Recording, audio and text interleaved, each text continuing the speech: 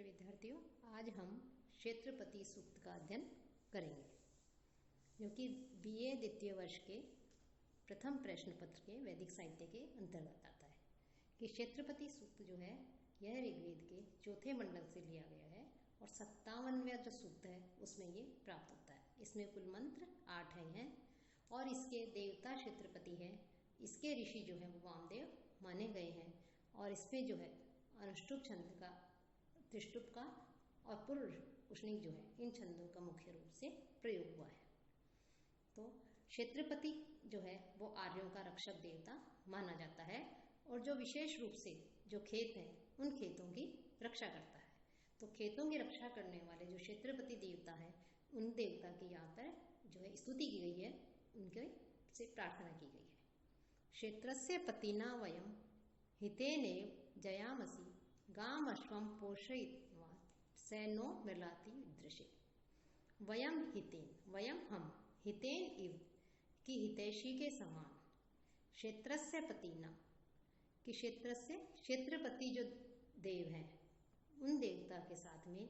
जयामसि हम जो है विजयी बने, कि क्षेत्रपति देव के साथ हम विजयी बने अथा क्षेत्र को जीते। सह कि वो जो क्षेत्रपति देवता है वह गाम गायों को, अश्वम और जो अश्व है उनके पोषिंतु आ, उनके पोषिंतु पोषक आ बने,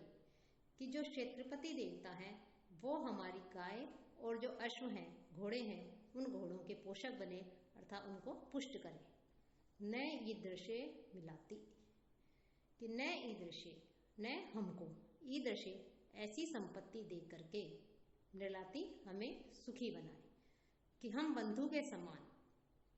जो हितैषी हमारे जो क्षेत्रपति देवता है उनके साथ में जो है हितेनी हमारे जो हितैषी होते हैं, बंधु बांधव जो हितैषी हमारे, ऐसे उनके समान, हितैषी के समान क्षेत्रस्य पतिना जयामसि, क्षेत्रपति जो है क्षेत्रपति के जो स्वामी है, खेत के जो स्वामी है क्षेत्रपति देवता, उनके सहायता से जो हम क्षेत्र को अवश्य जीतेंगे, क्योंकि वो जो है हमारे गाय और अश्व जो हैं उनको पुष्ट बनाते हैं, उनको जो है पोषक बनाते हैं। तो ऐसे गाय और घोड़ों को आप पुष्ट कीजिए, हमें देने योग्य ईदृशे मिलाती, और हमको ऐसी संपत्तियां जो हैं वो प्रदान करें जिससे जो है हमारे प्रचुर मात्रा में खेती आदि अन्नादि हो और हम जो है हमारा कल्याण हो। तो इस प्रकार से यहाँ पर क्षेत्रपति जो देवता है उनसे प्रार्थना की गई है। क्षेत्रस्य पते मधुमंता भूमि धेनु इव पयो अस्मासु दुक्ष मधुश्रुतम धृतम इव सुहृद मृतस्य नह पत्यो मृलयन्तु, ऋतस्य न पतियो मृलयन्तु। क्षेत्रस्य पते कि हे क्षेत्रपति देवता, कि क्षेत्रपति नामक सूक्त से ही लिया गया है ये भी। इसके रचयिता वामदेव ऋषि हैं और ये जो है ये वाला मंत्र जो है वो त्रिष्टुप छंद में है। कि हे क्षेत्रपति देवता, जैसे धेनु पय कि धेनु होती हैं वो धेनु जो है दूध देती हैं, वैसे ही मधुमंतम मीठा, सुपूतम और पवित्र, घृतमे घी के समान, मधुश्रुतम कि स्वादिष्ट जो है, उर्मिम कि ऐसे स्वादिष्ट जल की धारा को, जल को, अस्मासु दुक्ष्म हमें जो है प्रदान करो, कि उर्मिम जो है ये जल धारा के लिए जो है प्रयुक्त हुआ है पानी के लिए, कि धे हमें जो है स्वादिष्ट मधुर जो है वो जल दो। ऋतुस्य पति है कि ऋतस्य कि जल के पति है स्वामी, नह मृलयन्तु हमें जो है वो सुखी बनाए, कि जो जल के स्वामी है वो जल के स्वामी जो है हमें सुखी बनाए, हमें हर प्रकार से जो है हमारा कल्याण करो। कि मानव जीवन की जो मूलभूत आवश्यकताएं कही गई हैं, हवा, शुद्ध हवा, पानी और भोजन, ये सभी के लिए अनिवार्य है। तो जो शिष्य हैं, जो ऋषि हैं, वो भी कह रहे हैं कि हमें जो है पृथ्वी है इसको पर अन्न उगाने के लिए, इसको सींचने के लिए जो है हमें जल की आवश्यकता होती है, अन्न के उगाने के लिए जल की आवश्यकता होती है। तो कह रहे हैं जैसे गाय दूध आदि देती है वैसे ही आप भी जो है गाय जो है हमें मीठा, शुद्ध और घी के समान स्वादिष्ट जो जल है उस जल को जो है हमें प्रदान करो, क्योंकि आप जो है इंद्र के जो है इंद्र को भी जल का देवता माना गया है, साथ ही इन्हें भी कह रहे हैं कि आप जो है उस जल के स्वामी हैं, कि आप भी जो है जल के स्वामी हैं, इसलिए जो है हमें जल आदि प्रदान करें, स्वादिष्ट जल आदि प्रदान करें, कि जिससे हमारा कल्याण हो, हमारा जो है विकास हो। तो ये इस प्रकार से जो है जल जो है उसकी महत्वपूर्ण जोता जो है यहाँ पर बताई गई है कि आप जो है हमें प्रदान करें। मधुमति औषधिर्धाव आपो मधुमन्नो भवति अंतरिक्षम क्षेत्रस्य पति मधुम अन्नो अन्नोह त्वरिष्यन्तो अन्वेनम चरे। अरिष्यंत है, ये आया है शत्रुओं के लिए, अरिष्यंत है कि हिंसा नहीं करने वाले। तो अभी कह रहे हैं औषधि न मधुमति, कि जो क्षेत्रपति से कह रहे हैं कि जो औषधियां हैं ये खेतों के देवता माने जाते हैं और ये सब जो है खेतों में उगते हैं। तो पहले मंत्र में कहा था कि खेतों में तभी कोई वस्तु उगेगी, अन्न आदि उगेगा, औषधियां उगेगी कि जब वहां पर जो है पानी होगा। तो सबसे पहले तो देवता से जो है कह रहे हैं कि जैसे गाय आदि जो है मीठा दूध देती हैं, उसी के समान मीठा अमृत के समान जो है आप जल हमें जल प्रदान करें, जिससे कि हम खेतों आदि की को सींच सके और उसमें जो है अन्न आदि उगा सके। तो यहाँ पर जो है औषधि जो है वनस्पति, औषधि, अन्न आदि जो है इनके वर्णन करते हुए कह रहे हैं कि जब आप जल आदि देव प्रदान करोगे तो औषधि न, तो जो वनस्पतियां आदि उगेंगी वो जो है न हमारे लिए मधुमती, मधुर गुण वाली हो। कि इस खेत में जो हम वनस्पति आदि उगाएंगे तो वो हमारे लिए मधुर गुण वाली हो, औषधियां मधुर गुण वाली हो। ध्याव है कि जो पृथ्वी है वो आप है, जल अर्थात नदियां अंतरिक्षम, और जो अंतरिक्ष अर्थात आकाश है वो मधुमत भवतु, वो जो है मधुर और जल की वर्षा हो। कि पृथ्वी जो है वो तो अन्न से परिपूर्ण हो, नदियां मीठे जल वाली हो, उनमें मीठा जल हो, और अंतरिक्ष जो है वो मधुर जल की वर्षा करने वाला हो। क्षेत्रस्य पति ही, कि हे क्षेत्रपति आप जो है मधुर अन्न से युक्त हो। अरिष्यंत है, हम किसी की हिंसा नहीं करते हुए, एनम अनुचरे, हम जो है इनका अर्थात क्षेत्रपति जो देव है इनका अनुकरण करें, इनका अनुसरण करें, इनके जो है बताया गया जो कार्य है उसका पालन करें, उनका आचरण करें। अर्थात इसमें जो है क्षेत्रपति जो देव है उनके अनुकूल आचरण या व्यवहार करने की जो है इस अंतिम चरण में जो है कामना की गई है। कि क्षेत्रपति जो देवता है उनसे, जो खेतों के स्वामी माने गए हैं, उनसे इन सभी पदार्थों की मधुरता अर्थात मधुर फल देने की प्रार्थना की गई है। कि वनस्पतियां अर्थात औषधियां आदि हैं वो भी मधुर गुण वाली हो, पृथ्वी भी अन्न आदि से युक्त हो, नदियों में भी मीठा जल हो, और अंतरिक्ष जो है वो भी मधुर जल की वर्षा करने वाला हो। तो मधुर अन्न से युक्त हमारे खेत हों। तो कह रहे हैं हम किसी भी प्रकार की हिंसा नहीं करें, और आपका बताया हुआ जो आचरण या व्यवहार है उसी की हम कामना करते हैं कि आपके अनुकूल ही हम उस मार्ग पर चलें, उसका पालन करें। शुनम वाहा शुनम नरह शुनम प्रशतु लांगुलम शुनम वरत्रा बध्यंताम शुनम अष्ट्राम उदंगय है। कि शुनम कि सुखपूर्वक, कि सभी कार्य सुखपूर्वक संपन्न हों। क्षेत्रपति देव से इस मंत्र में वामदेव ऋषि स्तुति कर रहे हैं कि कृषि के कार्य में आने वाली विभिन्न प्रकार की जो वस्तुएं हैं वो उनके सभी उन वस्तुओं के जो कार्य हैं वो सारे कार्य जो है सुखपूर्वक संपन्न हो, उनमें किसी प्रकार का कोई विघ्न नहीं हो, सारे उपकरण अपने अपने उद्देश्य में सफल हो। तो खेती में काम आने वाली सब चीजें हैं। कि वाहा शुनम, कि वाहा की जो बैल आदि है वो शुनम सुखपूर्वक आसानी से जो है अपना कार्य करे चले। नरह शुनम मनुष्य अर्थात कृषि करने वाले जो है, खेती करने वाले जो है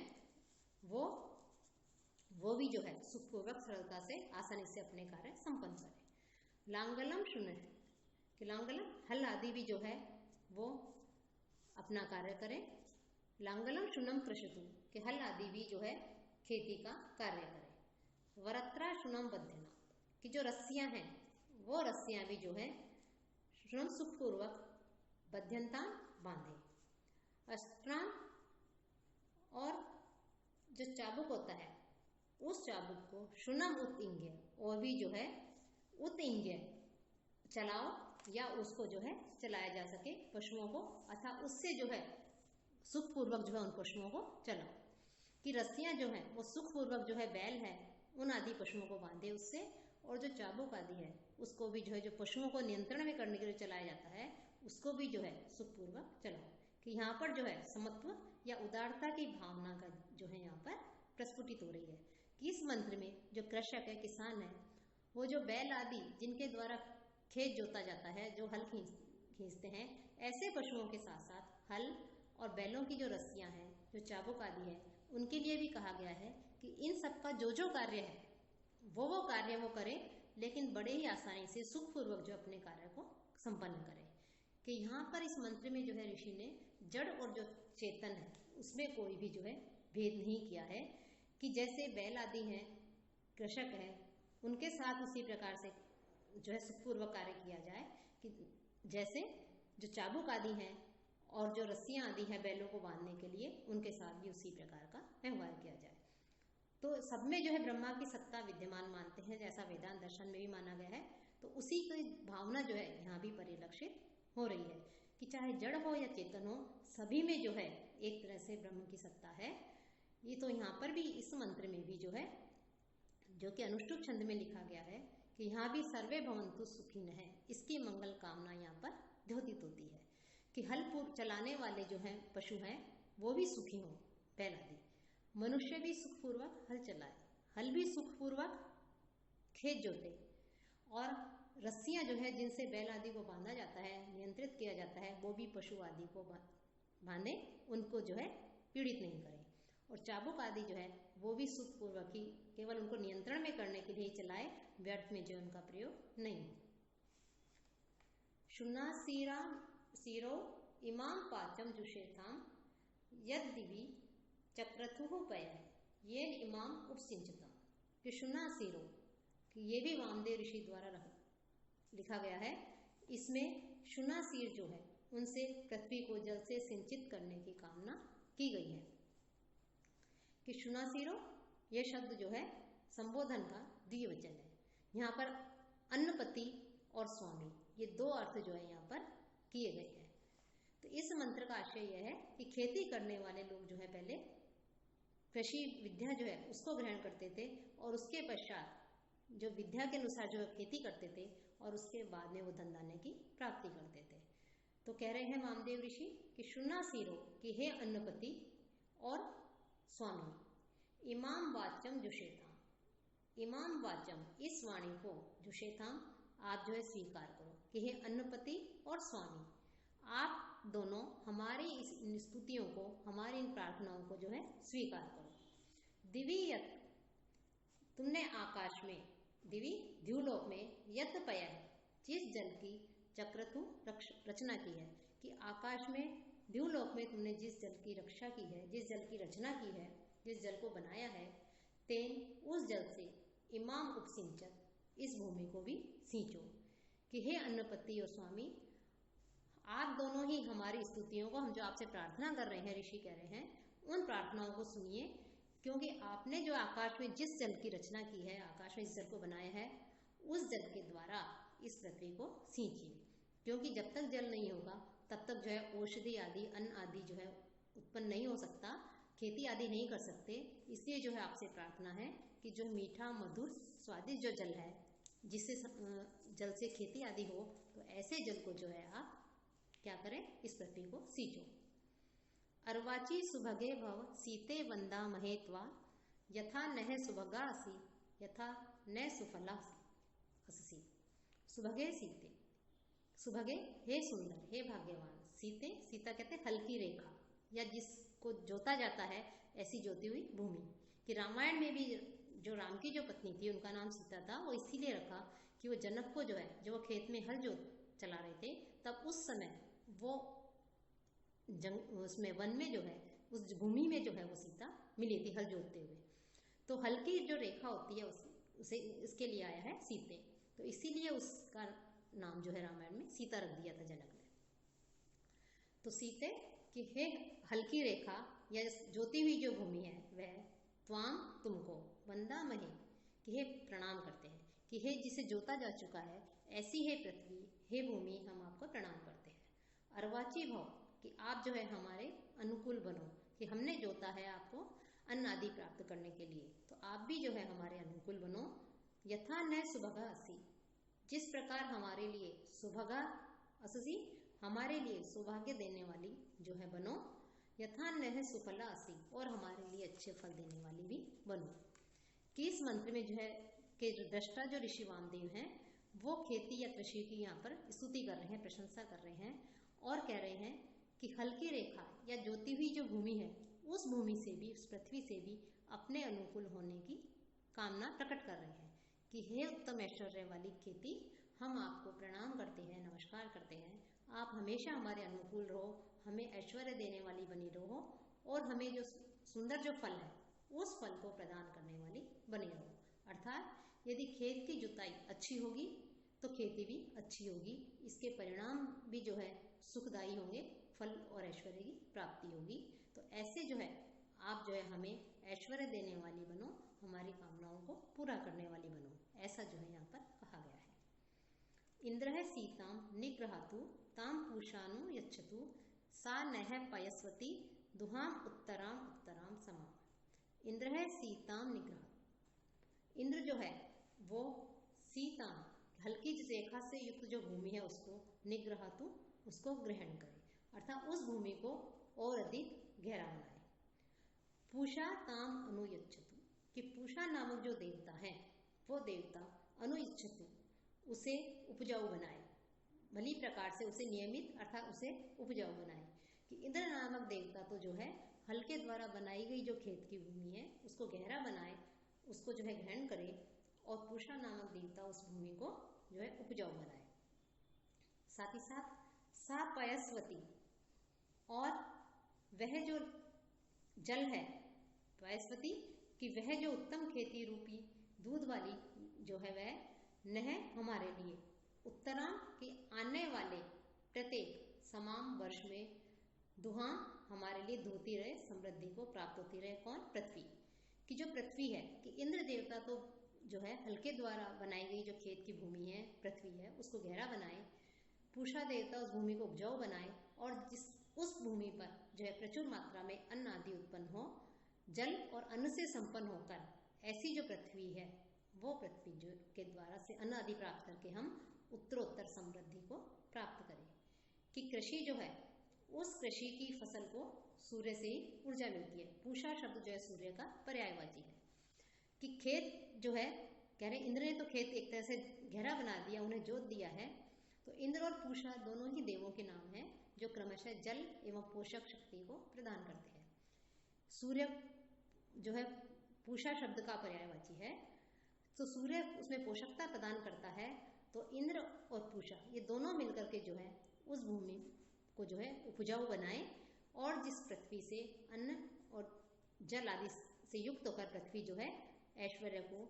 जो अन्न आदि है रूपी जो ऐश्वर्य है उसको जो है प्रदान करे। कि जल आदि अन्न खाद आदि से पुष्ट होकर के जो है खेती में बहुत अच्छी फसल होती है, और उस फसल से जो ऐश्वर्य की प्राप्ति होती है। तो इस प्रकार से जलयुक्त भूमि हम पर जो है अनुग्रह करे, हमें ऊपर जो है दया करे, हमारी प्रार्थनाओं को सुने।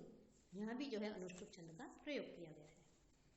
शुनम नह फाला विकृशंतु भूमि शुनम किनाशा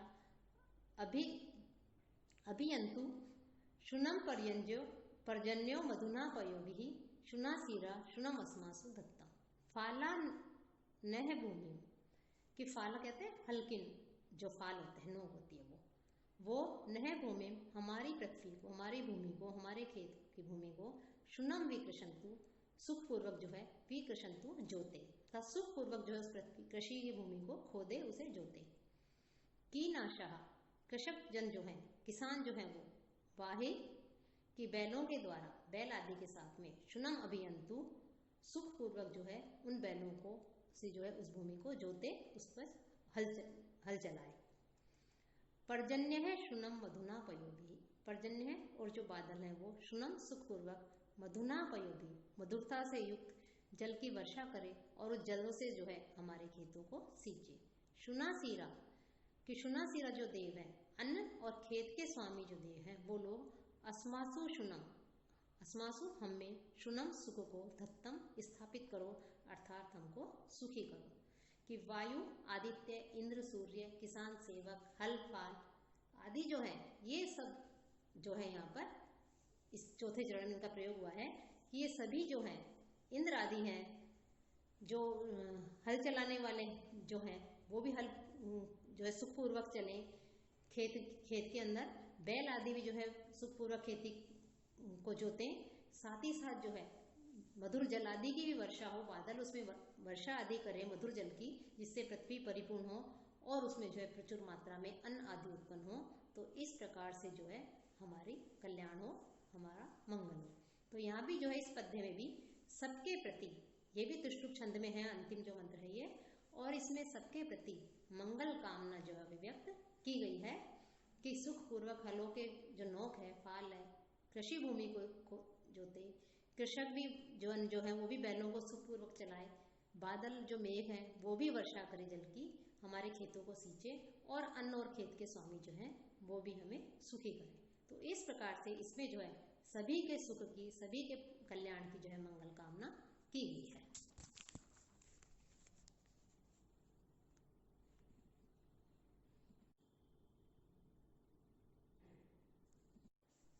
प्रिय विद्यार्थियों, आज हम क्षेत्रपति सूक्त का अध्ययन